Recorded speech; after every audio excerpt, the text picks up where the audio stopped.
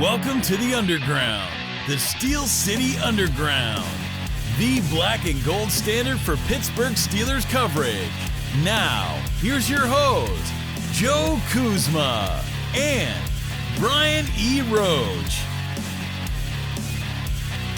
Hello, everyone, and welcome to another edition of the Steel City Underground podcast. My name is Joe Kuzma, and joining me here today, we're talking a little bit more NFL draft. We're in the draft season, not quite mock draft insanity, but nonetheless, welcome back, Mr. Brian E. Roach. What's going on, my friend? How you doing? We'll have to figure out whether we can do that before the draft. Oh, we could do that before the draft. We just got to get on the same page, my friend. But we're here. Yes. We're here. We're on the same page. We're talking about the big nasties today. Well, one of two sets of big nasties, but the dudes in the trenches. This was of your request. You're like, no, it was. Flash is not permitted to talk about offensive linemen. Now, you would have allowed the other Zach to speak about Mr. offensive linemen. The professor of football. He could talk about any of the positions. Yeah, Okay. that's true, and he's still lurking around. He may just pop in here in the next week or two, pre-draft. I don't know if he's still keeping big boards and stuff like that. I know he's busy with his coaching duties and everything. Actual football career. Football. Yeah, not like the pretenders that we are over here. Yeah, which is okay. Hey, for those of you watching for the first time, don't leave yet. You're not allowed to. Not yet. You got to stay all the way to the end. It's like the 2%ers that we have. Polar seltzer. Yes. Well, you're a thirsty guy. Every time I see you, you're a thirsty. You have no idea, my friend. I think that has like different connotations, maybe. So, anyways, Not me. No. I'm old. I only thirst for liquid refreshment. Liquid refreshment. Is there a different kind of I guess there could be. And I don't know. Like, I don't know. Ice cream. Ice cream's not a liquid. It's like frozen liquid. So that would be a cool solid. breeze is not a liquid, and that could be refreshing. You're absolutely correct. The little Pomeranian that I haven't pulled her out on the show. You probably hear her yap at Please some point don't. here. And she was in the back of the car. You put the window down, and it's just like the hair's blowing in the breeze and everything. I don't get it. I don't know how dogs can do that. I don't like having my window open for like 2 seconds. And people on motorcycles, all the more power to you. You get sunglasses and maybe a balaclava. You got to put like the bandana around your mouth because you don't want like mosquitoes in your teeth. Yes, Bugs in your teethers. Mosquitoes. Well, usually, how we start one of these things is when we pick out a position, and usually it's a position maybe of need or perceived need or draft Twitter need. You go on the Pro Football Wizards Focus, whatever website, and you go on their mock draft simulator that allows you to do a maximum of 3 rounds once per day. It's a very, very awesome thing for their free version there. And you go on there, and it'll tell you that you might need a G, a C, or a T. And if you need one of those, this isn't alphabet soup or anything here. Those are all offensive linemen. And that's what we mean by the big uglies, the big nasties. These are the guys that keep Mr. Kenneth Shane Pickett upright, allow him time to pass, allow him to grow in his second year as a Steeler. And that's kind of important too, Brian. We got a new coach hire. We do. Offensive quality control. I already forgot his full title or what his name was, but I will pull that up. I had it up actually, but it was the whole point of mentioning it, and people were like, "Can his title just be Smack Matt Canada in the back of the head when necessary?" I believe that was one of the he got hired on Indeed, and that was in the job description. It was in the bullets along with like a salary range that between several 6-figure salaries to the other, maybe. But Glenn Thomas, offensive assistant coach, and Flash and I were talking about this, but we didn't get to talk about it on the show. We actually were like, damn it, we forgot about it. Yeah.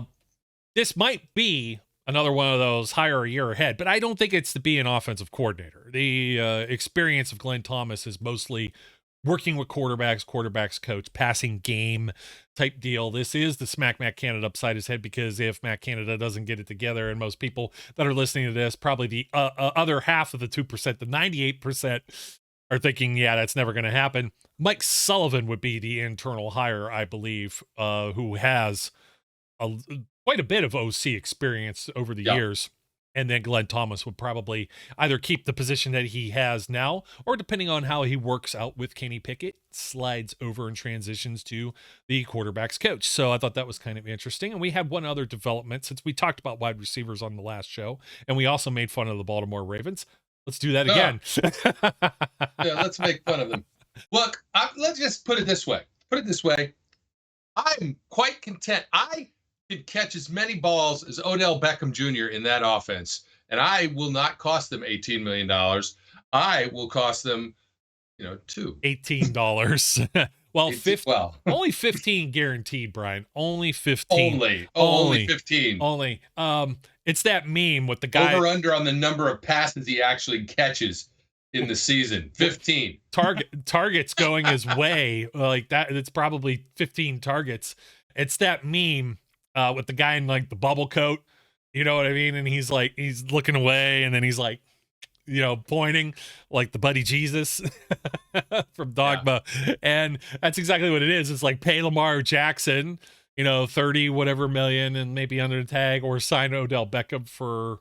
And there's people out there, I've seen Ravens fans, they now have the best wide receiver core in the AFC North. And it's like, is there some type of new drug that's hit the streets that I'm not aware of? It must be very potent, or perhaps fatal, because that is what you are putting into your body that would make your brain even suggest. And I'm not even going to say that the Steelers have the best. I'm not even going there. I'm not even trying to be biased. Like, the Bengals by far have the best. Odell Beckham would probably be wide receiver 4 on that depth chart. Like, yeah. I don't think he beats out Boyd. He definitely doesn't beat out Higgins or Jamar Chase. Well, so when's the last time he played a full season? He didn't play one last year, so I know he didn't play at all. Let's give this guy 15 guaranteed, coming off of like his second torn ACL, I believe. And the Odell Beckham, I'm a stats whore. Last 1,000-yard receiving season, he did get 1,000 with Cleveland, even though we said he wouldn't, but he did. 1,035 with his massive 4 touchdowns. He hasn't had a double-digit touchdown season, ironically, the same last time he had a Pro Bowl season, which would be 2016. His first 3 years in the league, double-digit TDs, all over 1,000 yards. He got hurt 2017. 77 catches, 1052, and I got that wrong. I'm sorry. Yes. What am I at? 77, 1052, and 6 touchdowns is where I was headed with that. Then he went to Cleveland. He only caught 3 touchdowns the 1 year and none the second year before going over to the Rams. And I just can't wait to see, like, it was his pappy, his dad, I think, that was the one that was all over social media and just ripping the Browns organization and Baker Mayfield and causing all that drama. But yeah, I mean, he did okay, caught 5 touchdowns with the Rams, 305 yards and 8 games appeared, 27 catches. It was 10 more catches than he got in Cleveland in 2 fewer games, and more yardage, and of course 5 more touchdowns. And it also helped that they have Cooper Kupp. And I believe, did he fill in for Robert Woods, or they might have had somebody else there? I'm trying to think at the same time. But they have more than enough guys to throw the ball to, is the point. That's kind of like the fill in. I don't think this is like, why would you go to Baltimore? Like, this is, I don't know. I don't know why Baltimore would pay him. So that you can make it through the whole season and not actually have to do anything? Oh, yeah. Run blocking receiver, right? Yeah. So, oh, yeah, sure. He's a run blocking receiver. Hey. Oh, yeah. What's that, like, awkward side-eye monkey face guy? Yes. That's the other meme where it's like looking forward and then, yeah. It caught me on camera. I'm getting a beverage, too. It just seems like the cool thing to do. It is the cool thing to do. Hope people don't hear me slurping over there.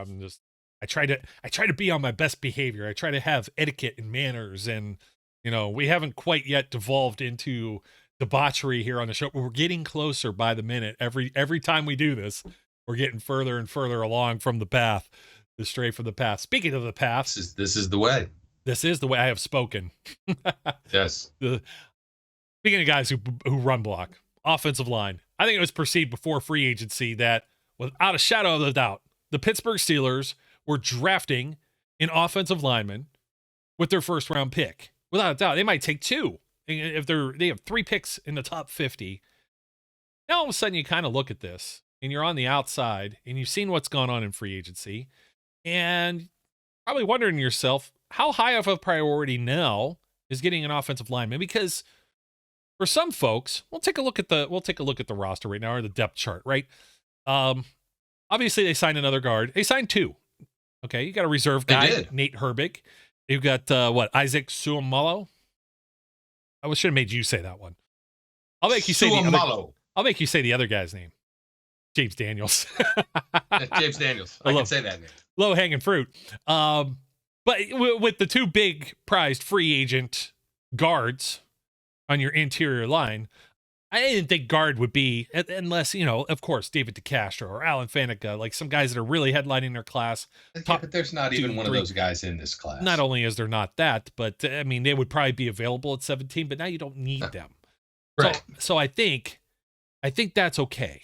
Now, where you start to get in a little murkiness here is, would they draft a center?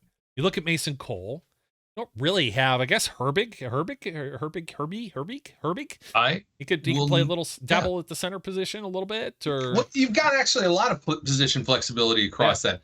Herbig can play center. James Daniels has played center. I think even Sumalumalumo might have played some center. Sumalumo. Isaac. I'm just going to call him Isaac. Big Eye. The Big Eye. The Big Eye. I think the Big Eye may have played some center. They have position flexibility amongst that group right there, to make up for anything they lost when J.C. Hassenauer signed with the Giants. Big lot. I mean, they could pretty much pluck someone from the XFL right now. Yes. I mean, that's where they got him to begin with the Alliance of American Football. Sorry, where's my sarcasm sign? Fresh out of sarcasm right there, Brian. That's what it is. You're out of it because you don't have the sign. So, yeah. But anyways, looking over the Steelers depth chart, I know we didn't get to the tackles yet, but they got this Ryan McCollum that they signed, like when he's kind of a camp body type guy. Maybe he might make the roster. Still in depth, you've got Kendrick Green. He's got valuable NFL starting experience at the center position. You don't. No, stop it right now. Stop. You don't. There's no way Kendrick. I don't even think he goes to camp. He's not making the team. He might go to camp. These guys are still cheap enough contracts, but at this point, I don't know. What do you say? And that's starting center to practice squad in 3 years. He didn't get a helmet last year. Even Mason Rudolph. Yeah, I know, but he made the 53, right? He just didn't get a helmet. I mean, and Kevin Dotson was competing for his starting job for his proverbial NFL career life.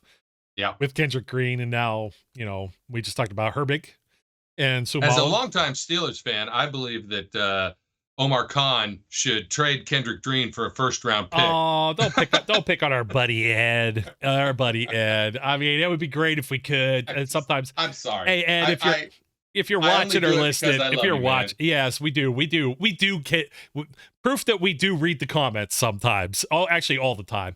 But anyways, okay, so you got plenty of guards though in reserve. You know what I mean? Yeah.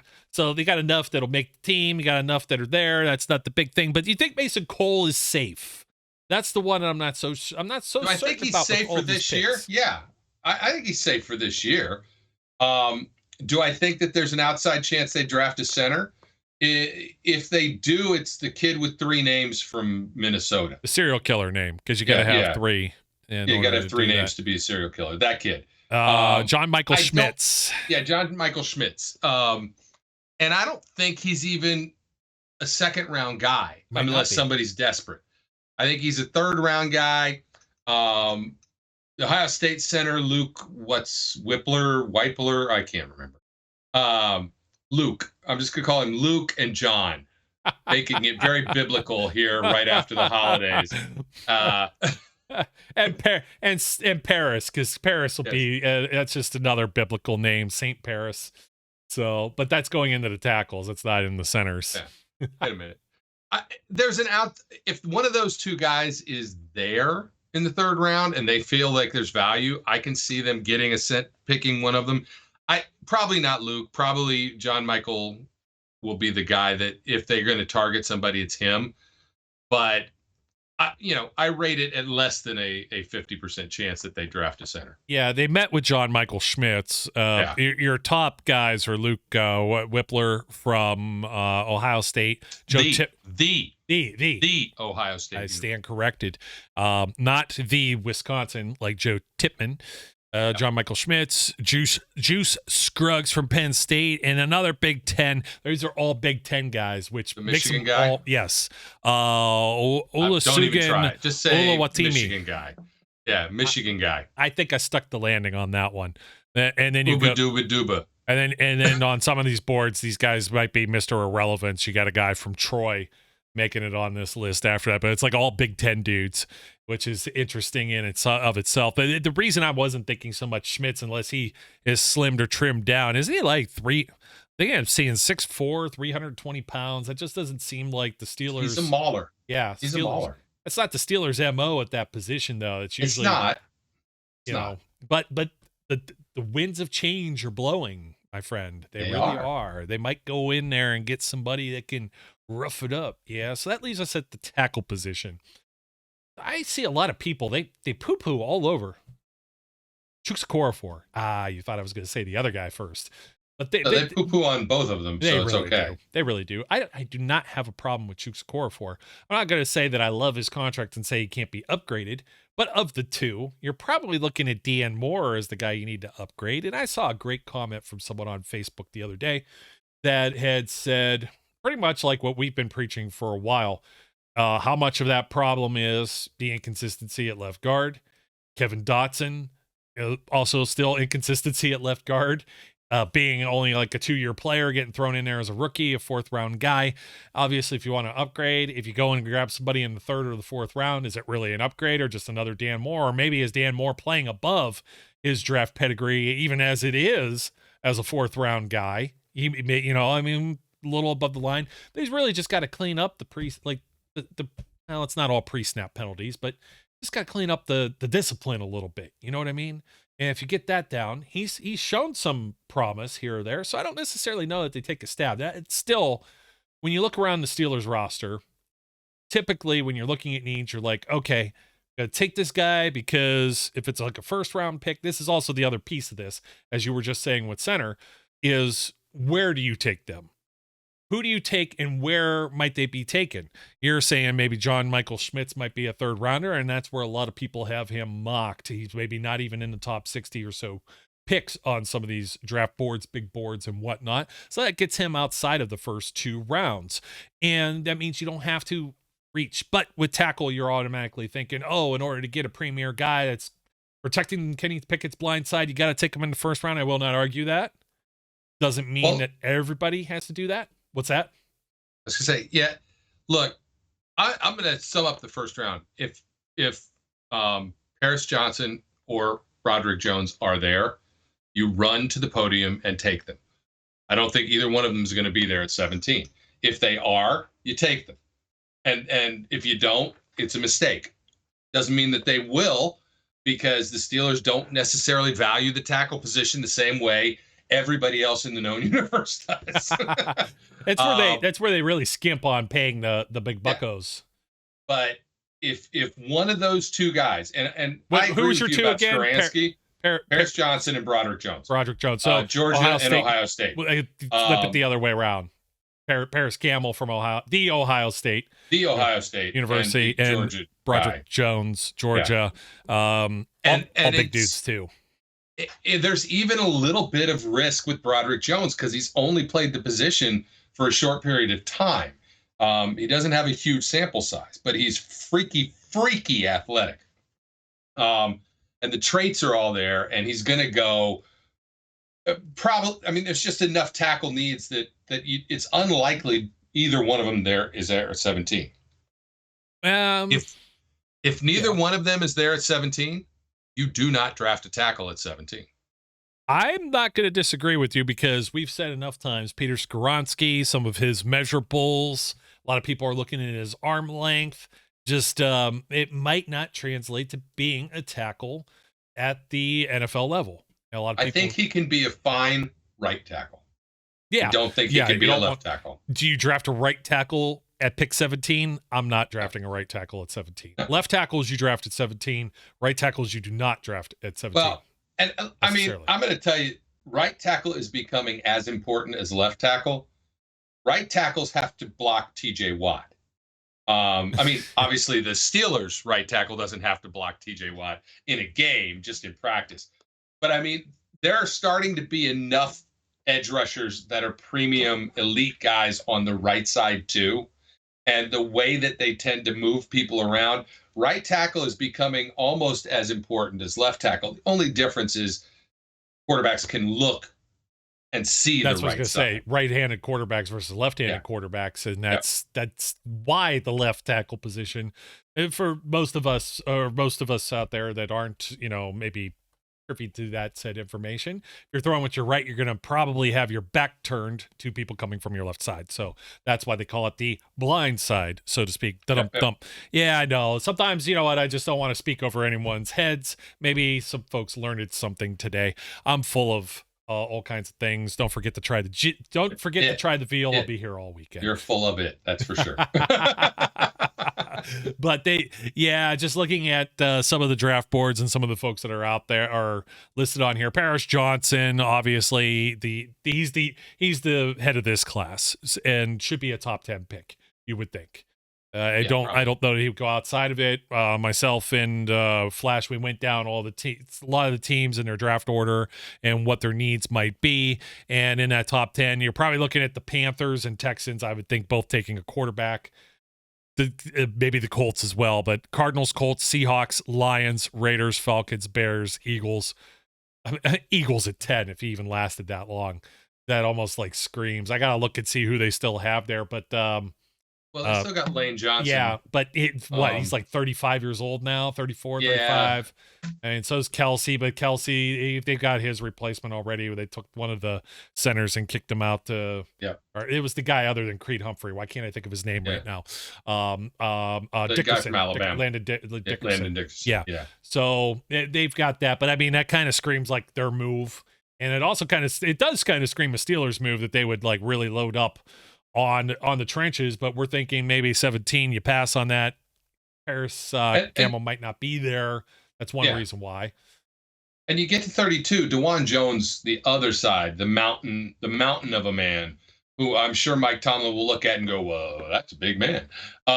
Yes, he will. Yes, he will. There's no question about that to me. DeJuan Jones at 32, I personally love. I love taking him at that first pick in the second round. If you miss out on the top two, DeJuan Jones at 32 is I think a very, very, very good pick. The problem is he's probably more of a right tackle than he is a left tackle. So you don't think Mike Tomlin, lover of freak show circus type large men like Alejandro Villanueva, he sees that guy 6'8", 374 pounds, 36 3/8 inch arms. I mean, those arms are 5 inches longer. Left tackle it. Like, he's got the reach to play left tackle, without a doubt. Yeah, but 5 inches longer than Skoronski's arms. I mean, that's kind of. We could get into some territory here. I wonder what his shoe size is and everything else like that. But he's a mammoth dude. No, you and your pervertedness. I don't know what I'm just talking about. He's just got long limbs, my friend. Long limbs. Had to go to Bigfoot thing. And the big shoes. They see. Look, with the cleats. I'm trying to talk my way out of it. It's just not happening. It's not working. He's going to be able to plant himself better in the turf. That turf that John Harbaugh doesn't like over at Acrisure Stadium, Heinz Field at Acrisure Stadium. For those who saw the April Fool's joke over on the website, people are still commenting on it. They're seeing it like a week later, and they're like, "Yay!" And it's like some people just the fact that the internet only reads headlines and responds to headlines when you post it on social media and didn't go all the way to the end where it says, "Hey, you big dummy." My daughter said she was not fooled. Well, that's good. That's because she's a college educated lady. Yes, she is. She is. She's probably smarter than both of us by now.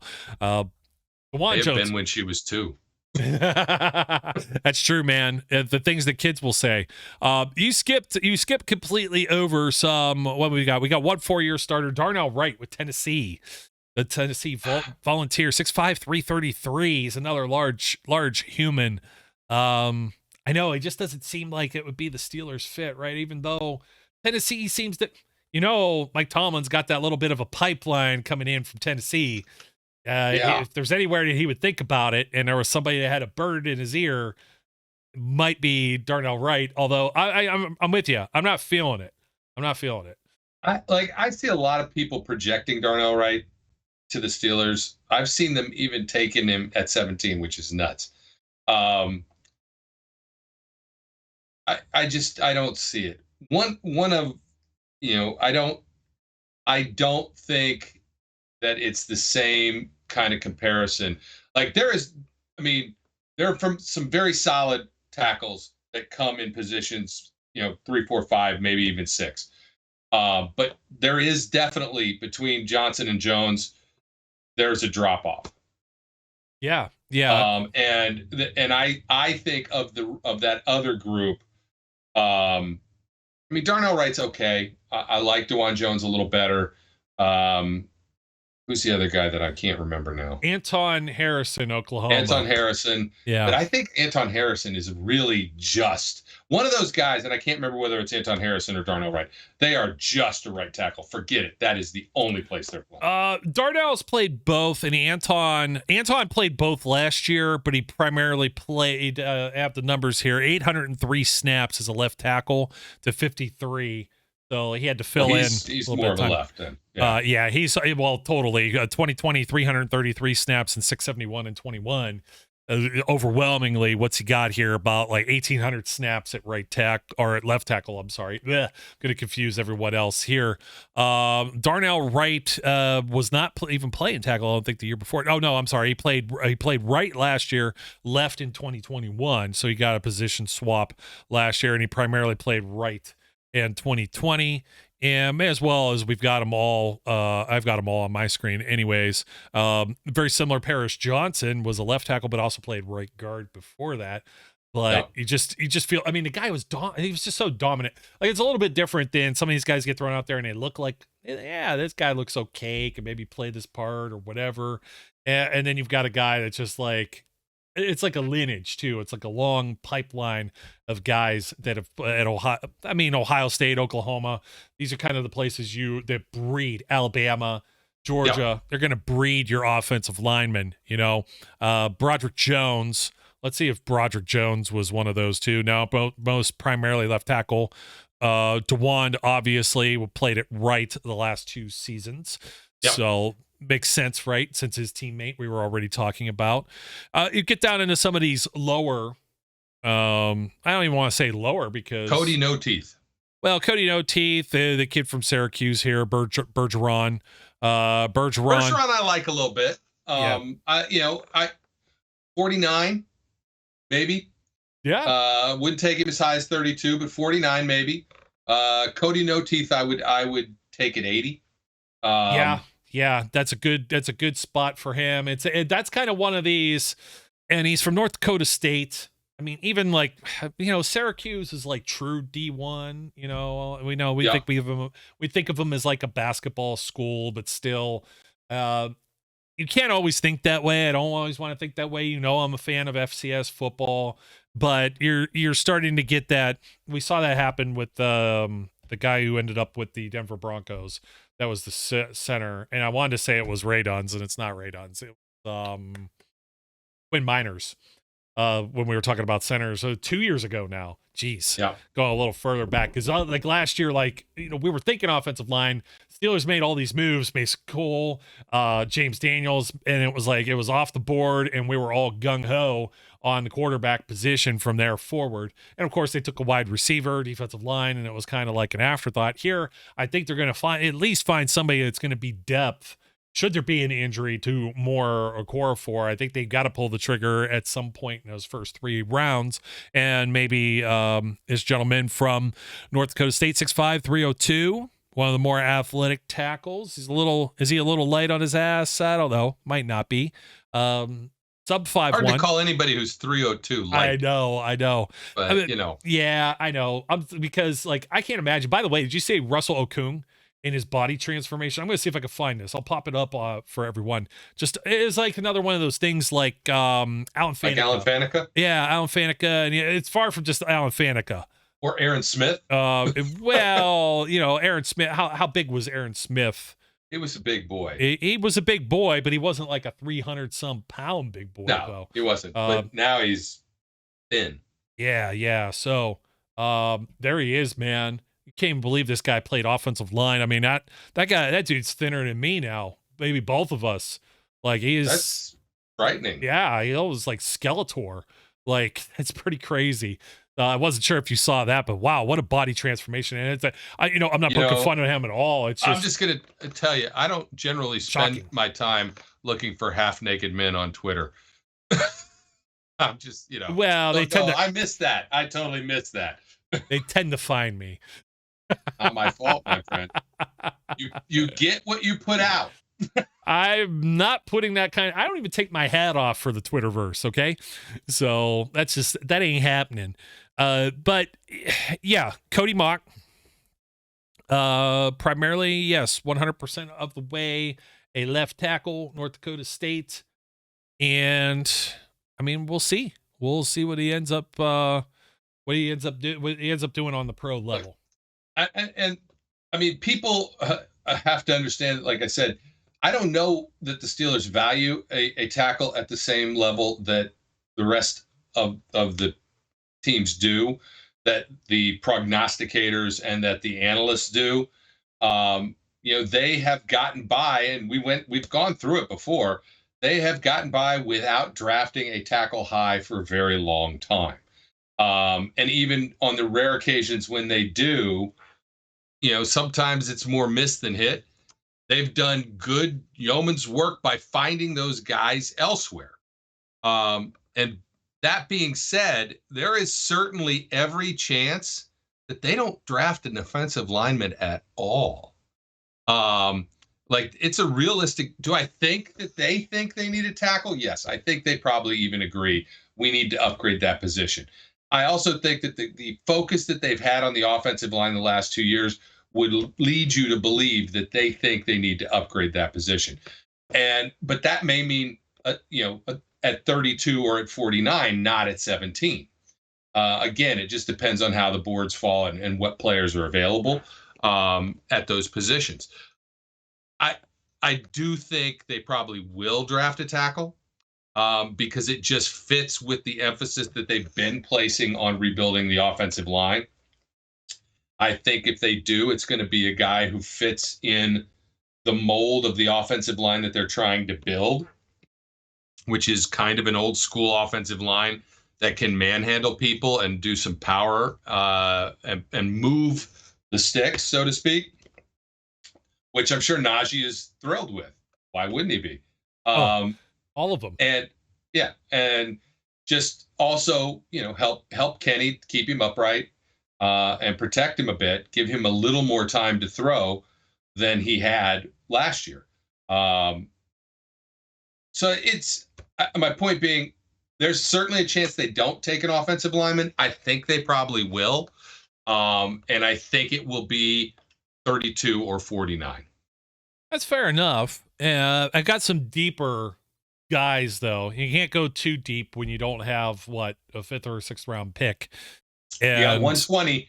That's the last shot. Yeah. Anything after that is garbage. Yeah, unless they get back in there and they find their, louder milk type of a player, but on the offensive side of the ball.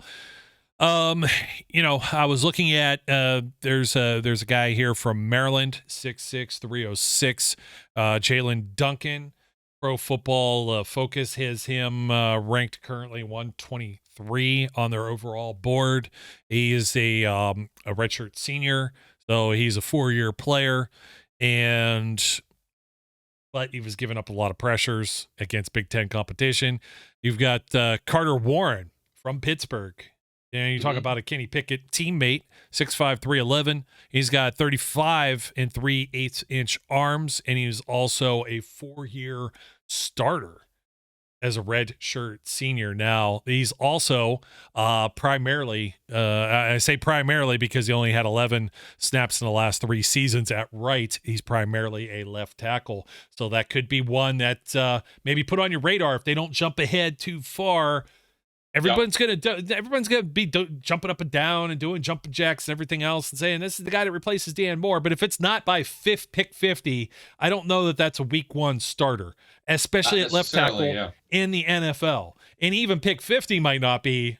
You would hope maybe because you've got 100 guys with first round grades floating around out there as every year you do with Draft Twitter. But we just got done hammering the hell out of the wide receivers on the last show with Flash, Brian, and a little bit coming out. Was it why can't I think his name? Is it Jim Nagy who runs the Senior Bowl? Is that the right name I'm looking for? And I don't know. Yeah, but he was just talking about how a lot of people maybe have overvalued the wide receiver class. There aren't a whole lot of teams throwing around first round grades unless his name is Jackson Smith and Jigba.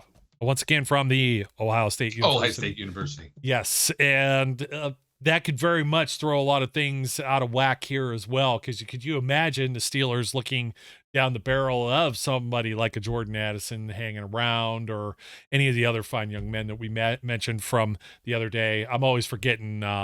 I will tell you, Jordan Addison will be there at 17. He'll be there at 17. Oh, and they should not draft him at 17. No, I'm not feeling that either. We haven't gotten to it. We're going to be talking about it. But if we're sitting here right now in our chairs and we've just said, what wide receiver would it take to take a wide receiver at 17? What offensive lineman would it take? There's not a guard or a center that we like. It would have to be like Paris Campbell or Broderick. Man, I'm losing. Who is Paris Campbell? Paris Campbell was a wideout. Why do you keep saying sorry, Paris Johnson, because he's also from the Ohio State University. I know. It's through. Get your Parises right, man. Blah, blah, blah, blah. Too many Parises. This is Paris Johnson Jr., by the way, sir. That means there's another Paris Johnson out there somewhere. Yes. Yes. And he is going to listen to this and he's going to correct me. Actually, Paris Campbell might be a senior or junior too. That's what the players do now. They have like a kid and then they put the senior on their jersey if they're the dad, or the junior, the aunt, or the father the other way around. And that's some pretty cool stuff. So I might be speaking out of turn all the way around, but Broderick Jones was the other guy. So you've got 2 tackles. I don't know about wide receiver. Like I don't see it. Like I can tell you, and I think I said this last time around, unless Jackson Smith and Jigba is there at 17, and unless you have, and only if all of the other key elements are off the board that you might need, because it's a luxury pick for them at 17 to pick a wide receiver.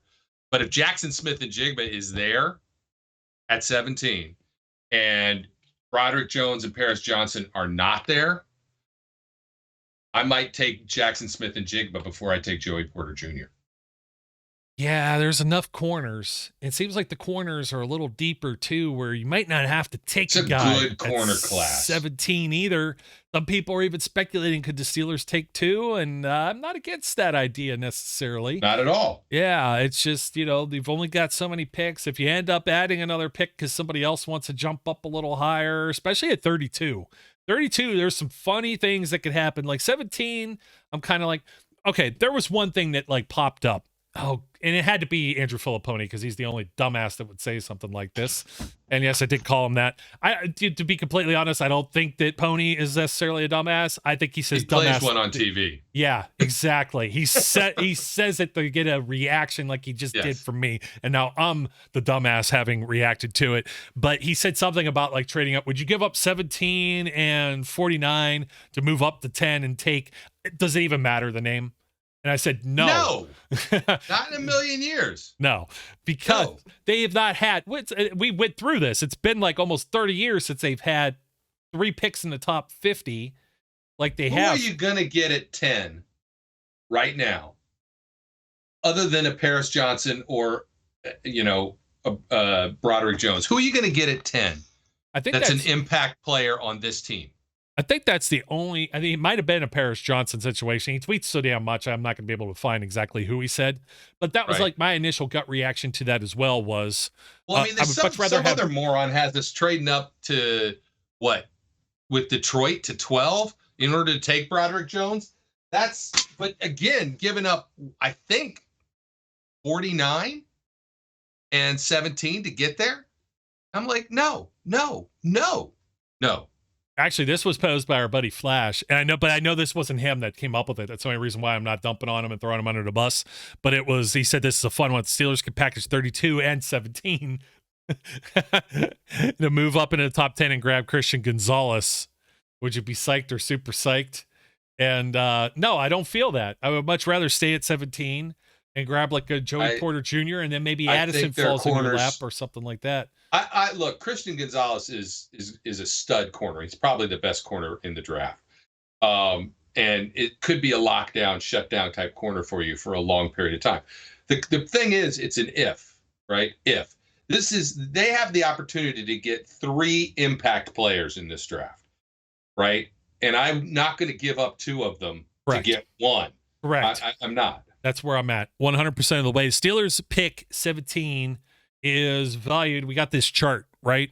And it's been updated for this year, 950 points at pick 17 and then for 32 is 590. So you're looking at, what's the quick math there? About 1,500, just under 1,600.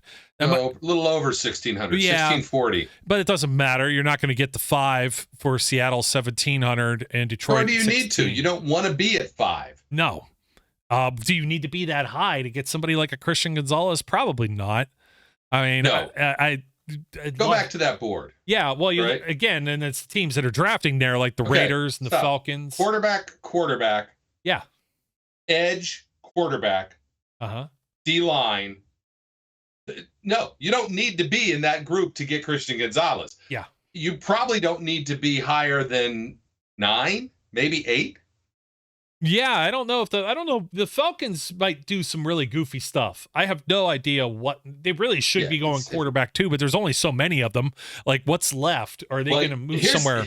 Here's the only thing that scares me about New England could take Joey Porter at 14 without a doubt. So, I mean, if you've got Gonzalez, Witherspoon, and Joey Porter all gone by 17, which is very possible. And here's the thing. If all 3 of the corners are gone, right? If those top 3 corners are gone, and because I think 17 is too high to take Deonte Banks. I think Deonte Banks fits in really nicely at 32. But, if those top 3 corners are gone, if the top 2 tackles are gone, I just don't see it. I don't see 5 spots to take all of that in between where we are with the other things that are there, the edge guys that are there, the D-line guys that are there, and the 4 quarterbacks who I think are all going to go, although Levi's Strauss pants, that guy, Mr. Dungaree, he may not go in the first round. He may fall out of the first round. This is where it's the fun exercise. I'll be doing this again because Flash likes the guys with the swagger. So you got to go over. We're going to be doing the DBs, primarily the corners. The safety class just doesn't. The safety class doesn't look like there's a first. Brian Branch, and that's it. Yeah, that's the safety class. That's it. That's it. And that could very well be That very well could be 17 if some of the guys that you mentioned were gone. And we're going to be exploring a little more of that, but. That's the whole point of seeing, okay, there's got to be a tackle that's taken. I'm going to tell you. Somewhere if Brian in that Branch group is the only choice at 17, trade back. I don't have a problem. Hey, look, you will not. No, that's not saying anything bad against Brian Branch, right? But I'm just saying, if that's what you're going to spend 17 on, trade back. Then what is someone trading up for? See, the Cardinals are already feeling offers at 3. Oh, yeah, I'm sure. And I guarantee you it's because somebody wants to get ahead of the Colts. People are thinking the Colts are all in on a quarterback, and they think they might, and it might just very well be the Raiders. You never know. It could be the Raiders or the Falcons. They might be looking there like, man, we just can't sit here and wait for this to fall. Commanders could make a move. The Commanders absolutely could make a move to get up. Yeah, they got to do a lot though. At 16, they're only picking right before the Steelers are. I know. Yeah, but you just crazy. Watch. They could move up. Yeah, and if the Doughboy Jones rumors are true. Who knows? Patriots might make a move. Okay, so we know all this because we have our ears and eyes pressed to all of the, speculation and rumor mills and that. But for those who don't know, supposedly there was something that's been said sideways in the back rooms of anonymous sources up in that great place called New England, where was Mac Jones on the trading block even? They're not happy necessarily with them. Oh, wouldn't that be something? Hey, let them take a quarterback at 14. That's fine with me. Yeah, please.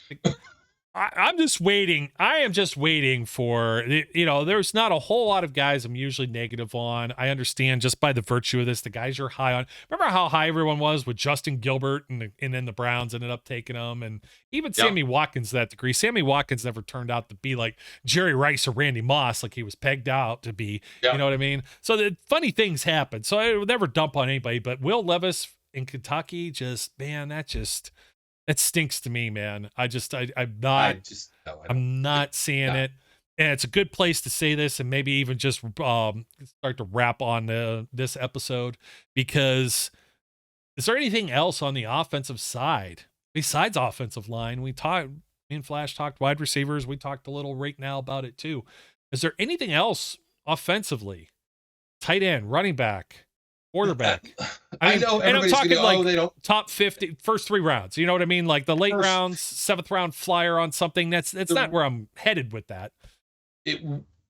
Again, this is thinking more along the lines of the offensive line rebuild. But is it Stapleton? Who's the tight end that I took? Tina was mad at me for taking him in that one mock draft insanity. But I had 10,000 picks. I could take anybody I want. How dare you take him with your 13th first round pick? Exactly. If that big giant tight end from Georgia, I think, or Alabama, I can't remember where he's from. I think it's Georgia. They all run together, man. Georgia. Yeah. If he's there 6'6", 264. 49. Yeah. That's not just a swing offensive lineman. That's another offensive lineman. and the guy can catch and he can move. So, I would not, like, if he falls to them in the right spot, it wouldn't necessarily surprise me if they made that move, because it's not. Look, Muth has been concussed, right, more than once. And what's your room after Muth? Gentry. 1 year and on a 1 year deal. Yeah, on a 1 year deal. You know what? We may as well throw it in here because we're not going to do just a show on tight ends. But Luke Musgrave, Oregon State, is also 6'6", 253. He's in that same neighborhood, just a smidge faster. So you put him in the same athletic definitely more of a receiver guy, I think. Yeah, well, it'd be interesting to see. Yeah, he's not mixing it up as much, maybe, obviously. Yeah. But also, who isn't a receiver? We're talking about Oregon State, man. I mean, Georgia's going to run the ball a little bit, you know what I mean, versus Oregon State. It might as well just like Oklahoma State and some of the Big 12 teams. Just throw this out. There isn't a tight end at 17 or 32. I mean, Musgrave will be there, and people will have him going maybe first round and maybe early second round. But from the Steelers' standpoint, 17 and 32, no, there's no tight end I'm taking. 49, I'd start to consider it. And that's because, look, you got Gentry just under 1 year, and that's just signaling to me that they're going to look elsewhere. And it's still unsigned, Derek Watt, so you don't have a fullback necessarily. They're not going to, I don't think they're going to draft a fullback. We're poo-pooing Connor Hayward being in that room because too. I don't feel that he's just fully a fullback. He'll be on the roster and he will get his time and his snaps, but he's such a utilitarian player that I don't see him as just a full-time special teamer / fullback, even though the fullback snaps are like 5. That's high. That's a high amount of playing time. I think he showed enough playing at tight end last year that they will give him snaps for sure at tight end. Yeah, but I don't think he's the 1 or the 2. Obviously, Muth's the 1. He's a much smaller body at tight end. Let's give it up like half a foot and 50 pounds to both Muth and like Gentry. I'm exaggerating a little bit there, but not by much. If you bother him, his big brother will come beat you up. Well, we don't need any problems like that. You know what? I got to see because I want to call him Mighty Mouse. 6 foot 230. There you go. That's fullback size. It is fullback size. Yeah, absolutely. Yeah, but they'll be able to put him out in the slot and do some. And in fact, they've got him listed as tight end / fullback on the roster. I'm not sure if they changed that from last year or not, because he was the tight end 3, I think, on the depth chart originally. But they may have still had that position flexibility thing. So, but I'm just saying, more or less, you've got 2 tight ends and nobody else. Absolutely. So if somebody gets hurt, you need another body. And would they take somebody super high? I know we're sleeping on it, but that would be the surprise sleeper pick. That would, if we do a live show on that night. Oh, we will. That would be, you just see a bunch of people going like this. Well, I'm not going to do it while the picks are being made.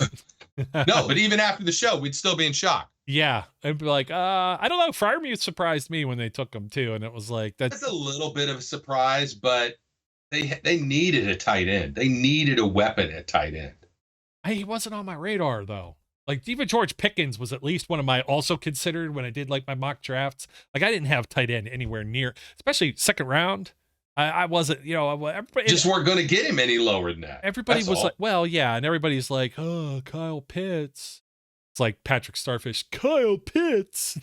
So it's like, man, that poor guy, he's going to be out of Atlanta quicker than a hiccup if they don't get something going there in the next couple of years, because his talents are just going to waste right now.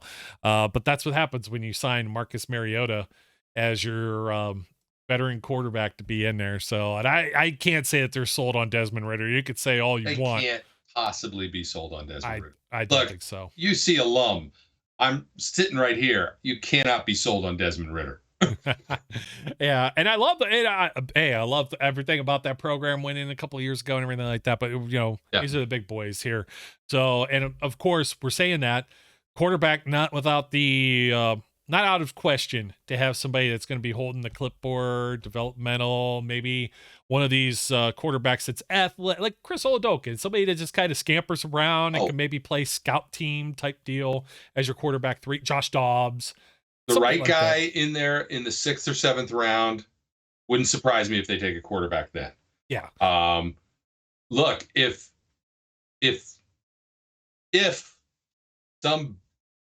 even if somebody falls, even if somebody big falls, they're not going to take a quarterback at 17. They're not going to take a quarterback at 32. They're not going to take a quarterback 49, 80, or 120. Yeah. Maybe 120. If a first-round guy, Anthony, just pretend. This is never going to happen. Anthony Richardson's there at 120. Okay. That might happen, but it's not. What about Hendon Levi Hooker? Strauss is there at 120, which is more likely than Anthony Richardson being there at 120. And I still pass because I like Mason Rudolph better than I like Levi Strauss. Oh, geez. I'm telling you, man, Will Levis just was not. You keep calling him Levi Strauss. Why do you still call it Sears Roebuck and Company? They're not even in existence anymore. That's right. It's Will Levi Strauss. I don't. It's not, that name is not Levis. I don't care how. It's Levi. Levi's. Hendon Hooker out of Tennessee. I think Hendon Hooker could sneak into the first round. I mean, he could. But I'm just saying, is like, we've seen this happen so many times where it's like, hey, all these quarterbacks are going to go, and 5 of them go, and then in the second round, the teams that got a quarterback already have them. Nobody else needs one, and they're not going to use a second round pick, and that's how you get Mason Rudolph in the 3rd. You had Landry Jones. Was Landry Jones also a 3, or was he a 4? I can't remember that. He was a 4, but I could be wrong. I could be wrong too, and I should know this. I'm his biggest fan. You are. But that's what you're getting. Don't kidnap him and break his ankles, though. Why would I do that? I'm not like you're his biggest fan. I'm not the chick from Misery. Well, oh man, we're gonna put a bow on it. You just picked 115 overall in the 4th round, 2013. My, how time flies. That was 10 years ago. Yikes, man. Whew. You playing in the XFL? No, he hasn't been. I mean, completely out of football as far as I know. Good for him. Should be. Oh yeah. That's you are a bad man. So, well, you know what? I was gonna look at his wife. He married former Oklahoma Sooners women's basketball guard Whitney Hand-Jones. And his wife was drafted by the San Antonio Stars in the 2013 WNBA draft in the 3rd round. I never knew that about him. That's some interesting facts. That is That's something very interesting. I never just knew that. There are jokes hanging there about your wife being a basketball star.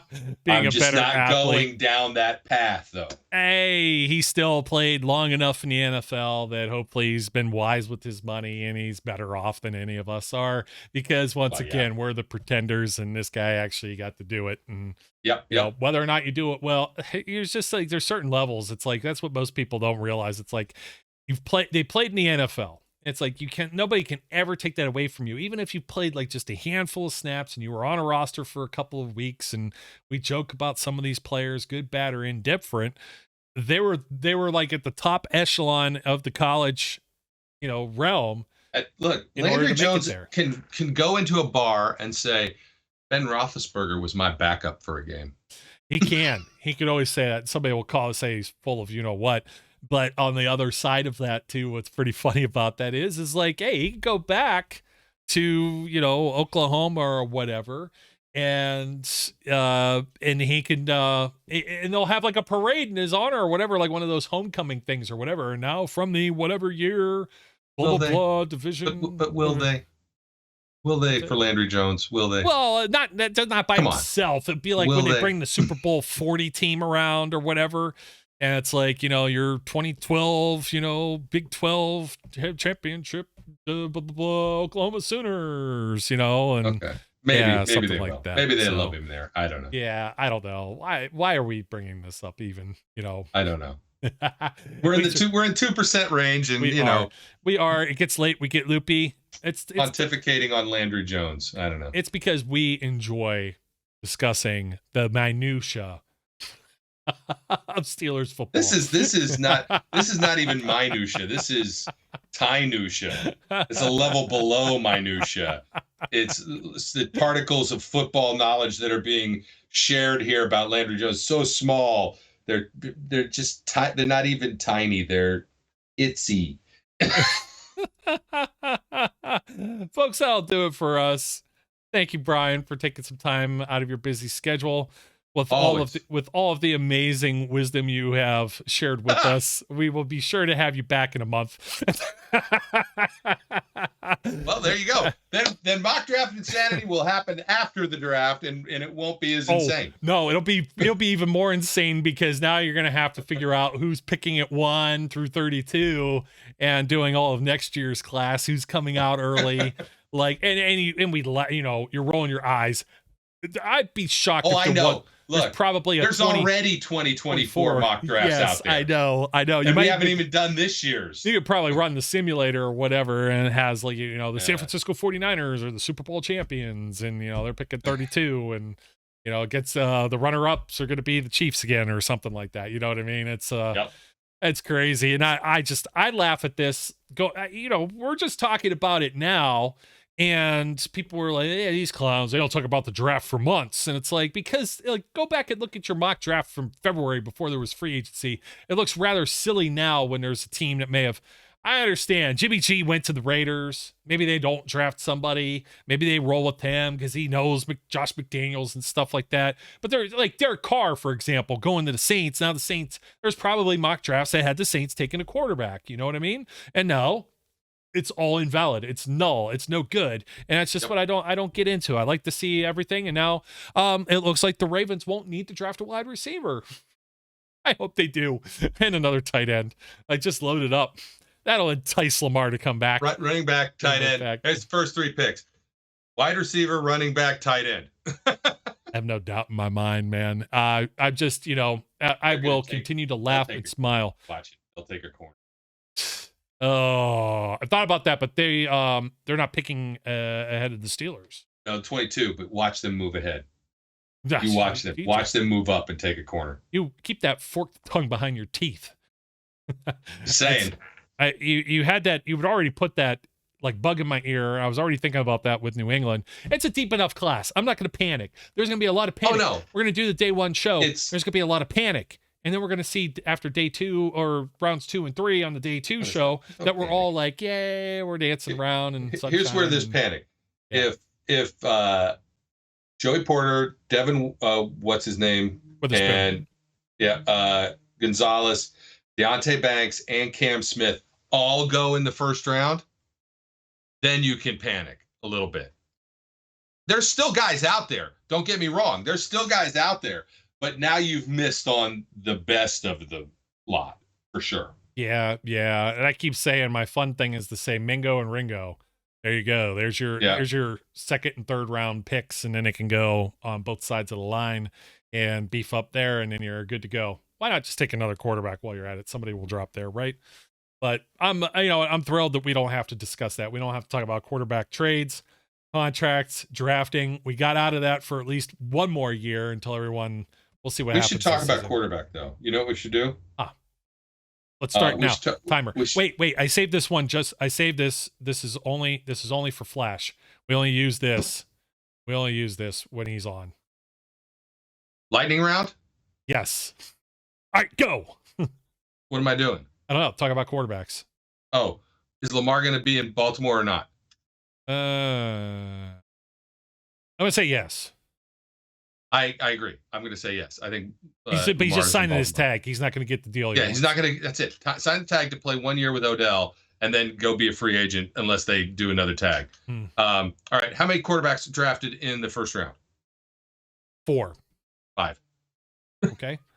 Got to be contrarian. I just bet $1, Bob, and you just went $2 on me. Yes. Well, I could have gone under and said 3.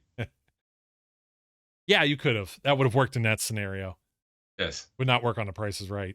If I did just $2, got some tweet notification that the Steelers have signed some defensive lineman, but I don't know whether it's old news or not. And my phone is going so slow that I can't tell. Yeah, we may as well end this. Former 6th round pick, 8 career sacks. This is Armon Watts, signed, reported by Ari Mirov, who is was with Pro Football Focus and maybe somebody else as well. My Sports Update.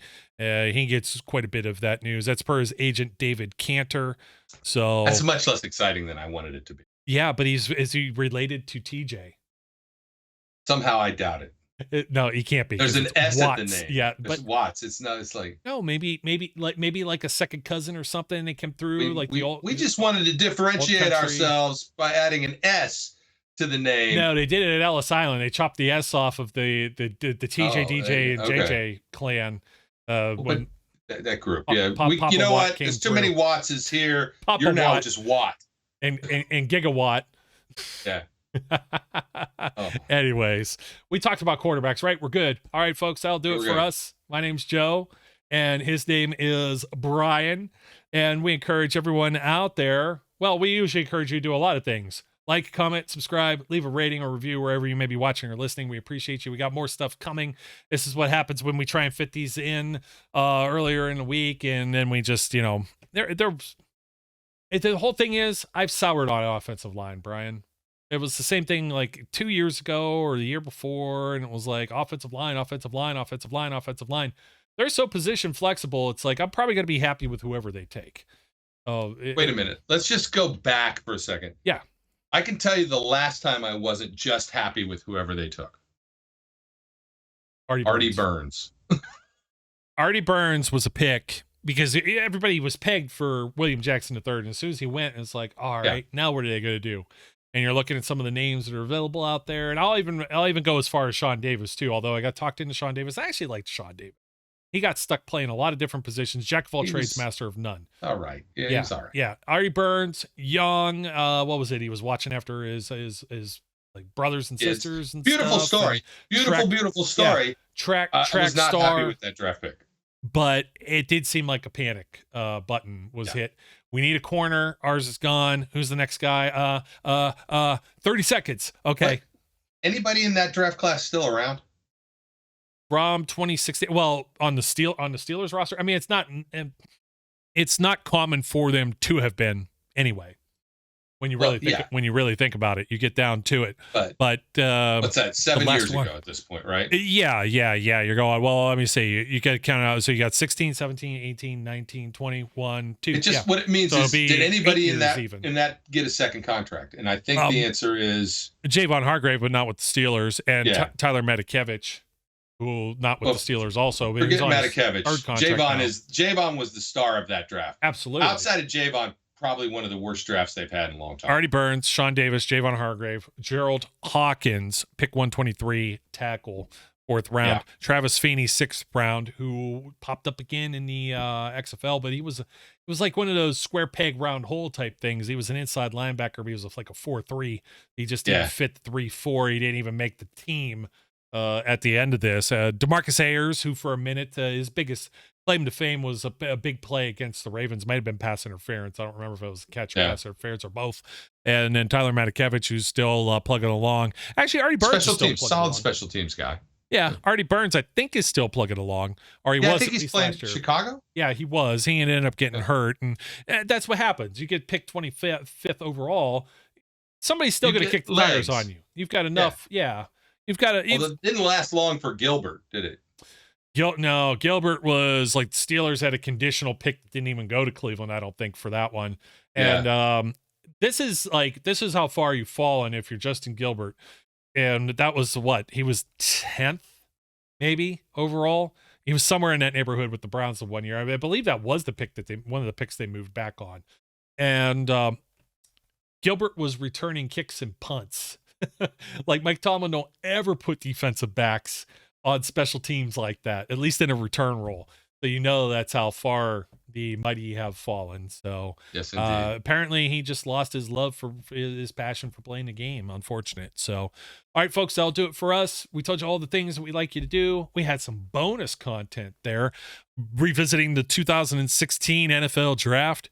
You know, a lot of people will say, well, their draft's a bit bad. Because, I mean, the year before that was Bud Dupree, Senquez Golson, through no fault of their own. They needed a corner guy, couldn't stay on the field. But he yielded Mike Hilton because by virtue of watching tape. And Bud Dupree was not a bad pick. No, Bud Dupree's not a bad pick. I'm still disappointed they haven't cut bait and signed a deal. But that's going to be after draft or one of these ones where if they pay him enough money, it's not going to affect their compensatory formula. Yeah. I think it's like a silent deal that's done. Either that or he didn't pass his physical.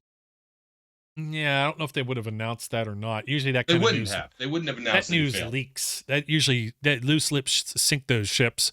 But Sammy Coates, Durant Grant, Jesse James, Latarius LT Walton, I want to win a championship. Anthony Chickalo, and Gerard Holloman. There's a big rest in peace. The guy with 14 interceptions out of Louisville.